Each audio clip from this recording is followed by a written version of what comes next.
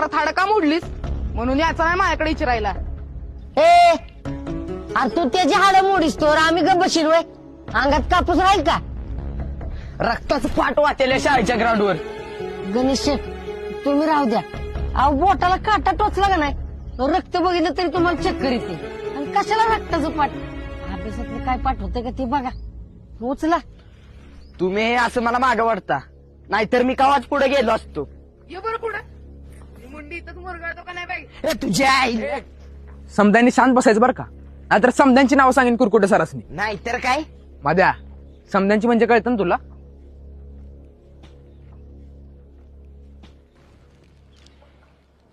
हे मधुकरला भांडण्याशिवाय काय येतं का नाही ग?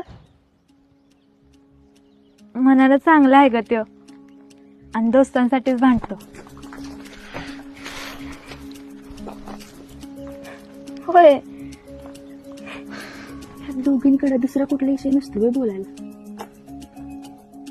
नाहीतर काही अभ्यासाला येतात काही हसलं करायला कुणाच ठाऊक.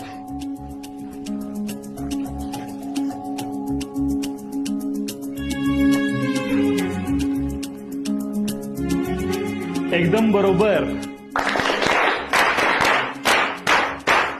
इन्स्पेक्शनला आलेले सर कधीही कुणालाही कुठलाही प्रश्न विचारू शकतात बरं का.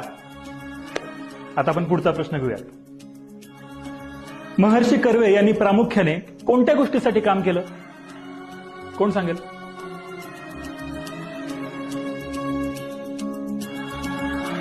अख्ख्या वर्गात फक्त एकच हात वर.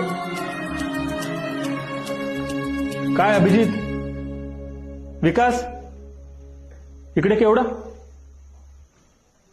असो, सांग रेश्मा. तर महर्षी कर्वेंनी प्रामुख्याने स्त्री शिक्षणासाठी काम केलं.